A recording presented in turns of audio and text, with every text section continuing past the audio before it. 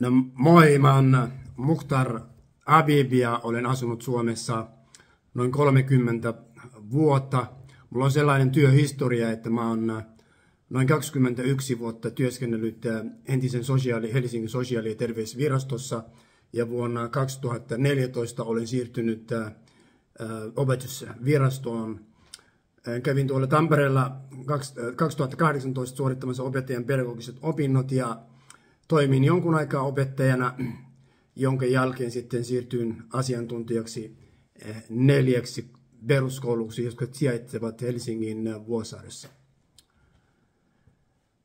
Siinä ohella olen kuitenkin kunnallisessa politiikassa Helsingissä ollut noin 10 vuotta mukana kokoomuksen riveissä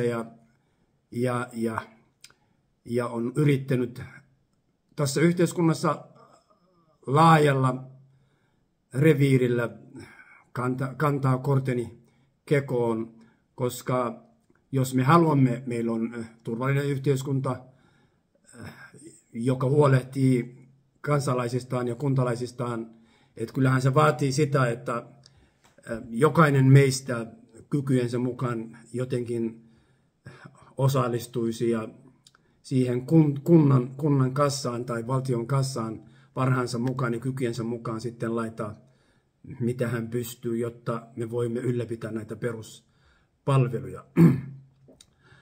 Nyt olen tammikuussa 2024 muuttamassa Vantaalle, jossa tulen asettumaan ehdokkaaksi sekä kunta- että aluevaaleissa ja jatkan siellä toki poliittiset aktiviteetit ja minulla on itselleni tiettyjä teemoja, joiden puolesta olen tehnyt töitä koko tämän työurani aikana.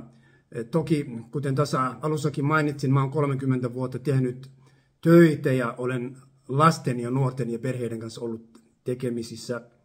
Et siinä mielessä se on ihan luontavaa, että varmaan tulevaisuudessa Vantaallakin tulen sitä työtä jatkamaan. Mutta siinä ohella on muitakin teemoja, jotka ovat minulle tärkeä. Kaavoitus on tärkeä, että ihmisillä on varaa asua Vantaalla, on kohtuuhintaisia asuntoja. Ei vaan sanottavaa, me rakennetaan asuntoja, että ihmisillä on varaa elää ja asua siellä. Alueet on turvallisia, pidetään huolta ympäristöstä. Toinen asia, joka on mulle tärkeä, on tietysti, kun mainitsin, varhaiskasvatus. Jokaiselle lapselle on tosi tärkeää, että se saa laadukasta varhaiskasvatuspaikkaa, koska itse vahvasti uskon siihen, että varhaiskasvatus on näille lapsille ikkuna yhteiskunnalle ja varsinkin vieraskielisille ja Suomessa syntyneille lapsille, joiden äidinkieli ei ole suomi tai ruotsi tai saame.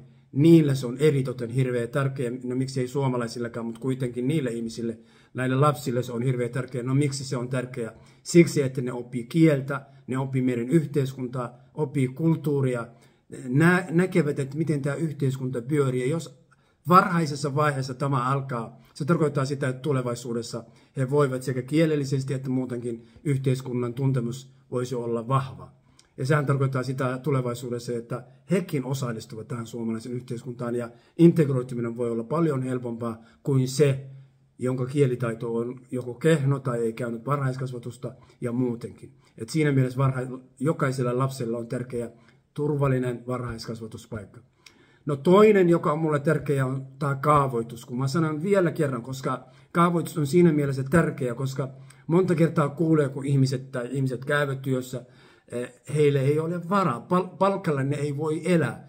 Ja jos ajattelee Suomessa meillä 40-40%, jos karkeasti voi ajatella, että nämä rahat ja palkat, mitä me saamme meidän asumiseen, että kyllähän se on tärkeää, että me Vantaalla rakennetaan asuntoja, että niihin ihmisillä on varaa.